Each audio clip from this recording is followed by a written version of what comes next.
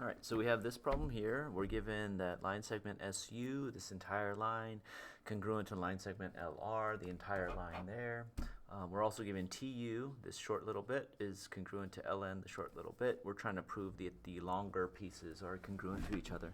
So we're going to go ahead and start with our statements reasons chart. I'm just going to put S and R there.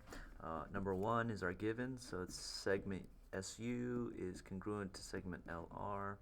And also segment TU is congruent to segment LN, and that is given. Okay, so first step in writing a segment proof, right, is to, of course, do the T-chart, number the row 1, given, write a list of givens, but it's here, right? It's if you have any congruent statements, convert them into equations using definition of congruence. So that's what I'm going to do. I got these two congruent statements. I'm going to convert them into equations using definition of congruence. So it's going to be measure SU is equal to measure LR, and then it's going to be measure TU is equal to measure LN. The reason is def of congruence. Okay, great. So we have our two equations. So what do we do now?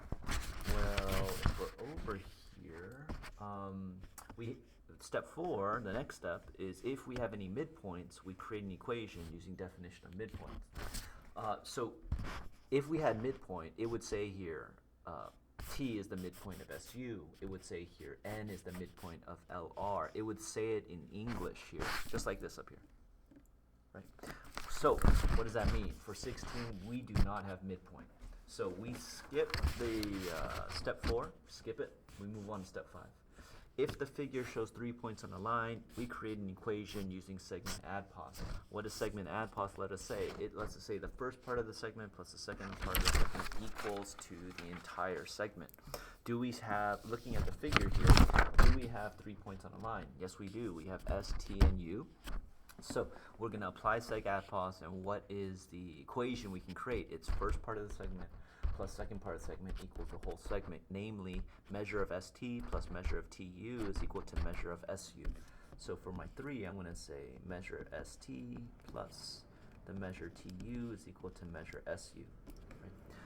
Look at the second part of the figure. We also have 3 points on a line, so we can create an equation there as well. So I'm going to say measure LN plus measure NR is equal to measure, LR. Okay, so my statement 3 is seg adpos. Okie dokie. So what do we do now? Well, there's different ways we could substitute, right? But looking at the situation, it looks like the best way of going about it is we have SU equal to ST plus TU, right? What does that mean? I could put this expression on the left side of the equal sign anywhere I see SU and in another equation. All right, so you can do it. You can't substitute into the same equation, but if there's another equation that has an SU there, we can go ahead and replace it with this ST plus TU. So do I see SU in this equation? No, I don't. Do I see SU here? No, I don't. Do I see SU up here? Yes, I do. So I can go ahead and take this expression, and I can put it right in there. Right? And then if in my second equation, I have this expression on the left side of the equal sign. And what does that equal sign mean? It means anywhere I see LR, I could replace it or substitute it with this this expression ln plus nr. And do I see LR anywhere? Well, do I see LR here? No. Do I see LR in this equation? No. Do I see LR in this equation? Yes, I do. So I'm going to take this expression and put it right there in the place of LR. So let me go ahead and rewrite that expression, or that equation is going to be measure ST plus measure TU is equal to measure LN plus measure NR, and my 4 is substitution.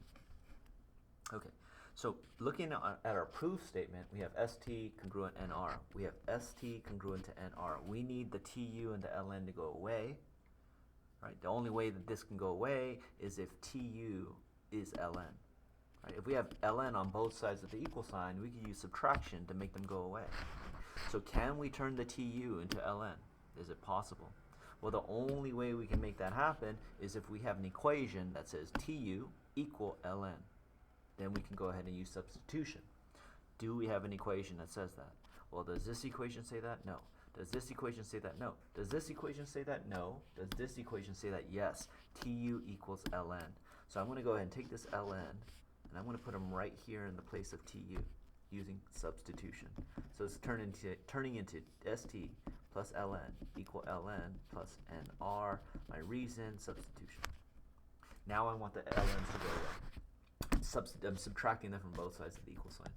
So I say st plus ln minus ln is equal to ln minus ln plus nr.